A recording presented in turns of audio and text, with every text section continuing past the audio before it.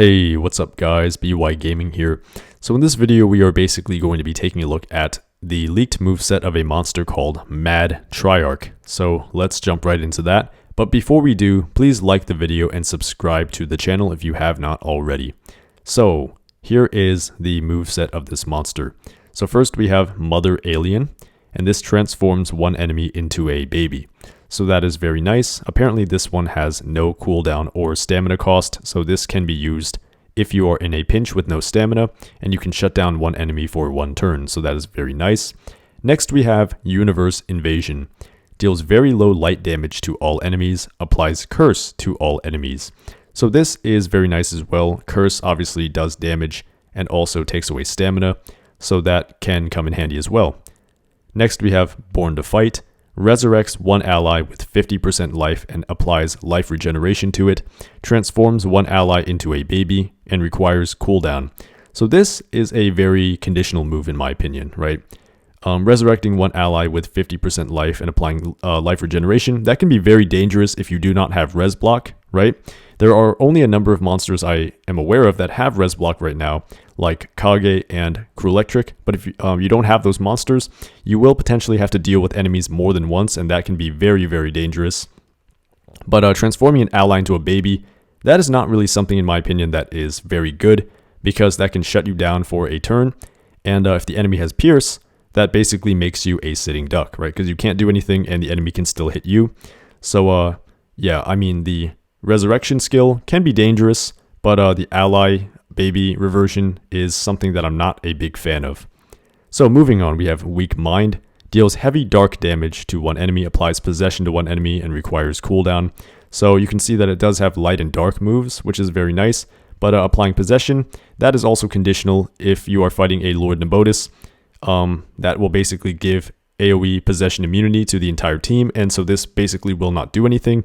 But a possession can come in handy in a clutch, especially if you're in like a war and you can't immediately choose your teams. This can be very dangerous because possession can really ruin your strategy, right? Possession has ended me multiple times because my allies attacked each other and just destroyed everything. So possession can be very dangerous, but it can also be walled because Nebotus is quite rampant nowadays.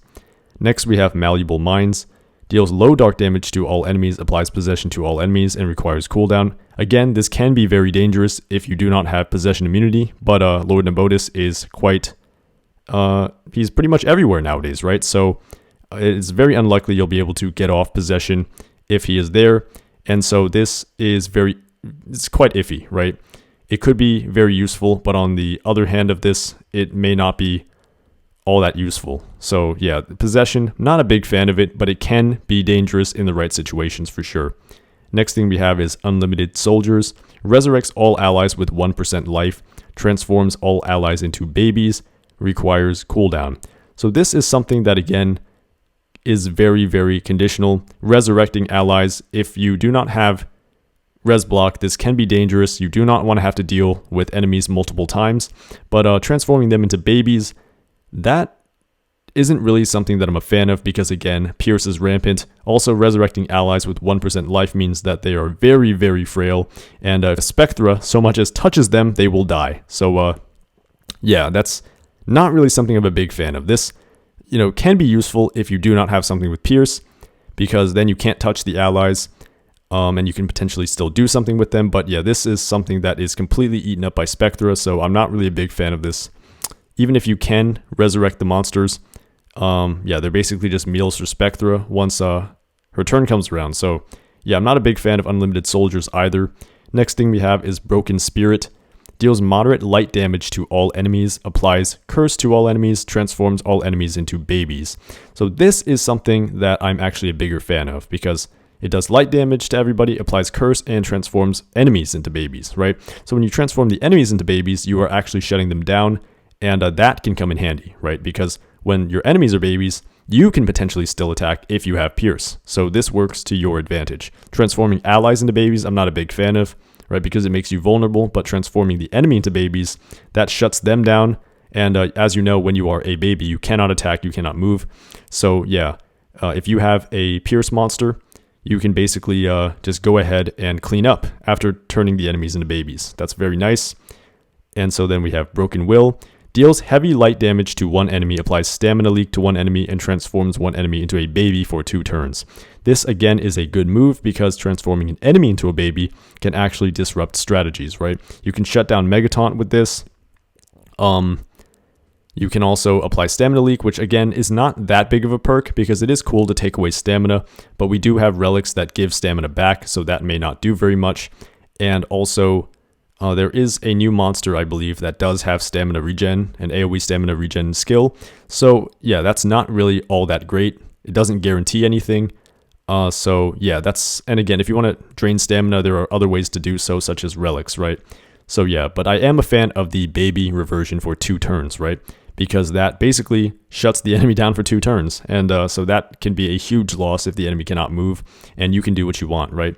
So that is nice. And finally, we have Final Sacrifice, which is a special. Deals heavy light damage to all enemies, disables trait on all enemies, applies curse and mega possession to all enemies. So this is okay. I mean, it's not really that good in my opinion because, again, disabling the trait on all enemies, if your enemy has Megataunt, it'll take this entire special, I believe. And that being said, the curse and mega possession to everybody will not, really hit everybody, especially, if you're fighting a monster that has status caster Megataunt, then disabling the trait doesn't actually get rid of the Megataunt. And so, I think all of the mega possession and curse will go to that monster, and it won't hit anybody. And again, if you're fighting somebody with a Lord Nymbotis, which there is a good chance you will, this really doesn't do all that much, right? Because possession is blocked by Lord Nymbotis, and curse, it does do damage and stamina, takes stamina away over time, but nothing significant to the point where it can literally end everything in 1 turn, right? And this is also a special, which means you cannot use this repeatedly. It is just randomly generated, and I believe it's a 3% chance. So yeah, I mean, for the fact that this is not very easy to access, it doesn't really have that crazy of an effect. So I'm not a big fan of this special, to be honest with you. And so looking at this monster is very conditional, I believe. I did use that word a number of times, but it definitely looks like this monster has potential if your enemy does not have res block, for example, right? So if you're in a war, this could be very dangerous because you can't really control who you use in wars, because I think that the requirements are just randomly chosen, if I'm not mistaken. So you could be up against monsters that do not have res block, in which case the resurrection skills are very useful, right? And possession, again, if you're fighting against a Lord Nymbotis, then possession is not useful because it's walled by the ability. But if you are against monsters that do not have possession immunity, then this can actually come in handy in a clutch, right? Because then you can actually just use it and potentially disrupt your enemy's entire strategy. So this is very, very iffy. In PvP, I'm not too, sold on how well this guy will perform. But in wars, I could definitely see him being a threat if you get to use him, because all of this blocking all of these things he has is very conditional. You have to have res block, you have to have possession immunity. If you do not, and there is a chance that you won't, then he can actually be very, very threatening. I think it's a she too, so yeah, sorry about that. But yeah, interesting monster for sure. We don't know anything about its stats, by the way, so we don't know its attack stat. Seeing as it's a denier, it doesn't really have to have a high attack stat to be viable. But life, that could come in handy. And speed, that's also something that I would like to know. Being a denier, it would be nice if this guy has very high speed. There's a chance it probably will. Trait, we also don't know that. We also don't know the relics. So please keep in mind that all of this is based on the moveset alone. That could be subject to change. And also remember that you can, use allies as well. So depending on the allies of this monster, it could be very good or not so good. So yeah, that is basically my overview of the leaked moveset of Mad-Triark. I look forward to seeing what this monster looks like. And to my knowledge, I believe this is still a corrupted monster, right? Because I do believe the era is coming to an end. So yeah, I originally thought this would be like a new monster in a new era, but who knows? Anyways, that's pretty much going to be it for this video. If you liked it, again, please like, share, and subscribe, and I will see you in the next video. Peace.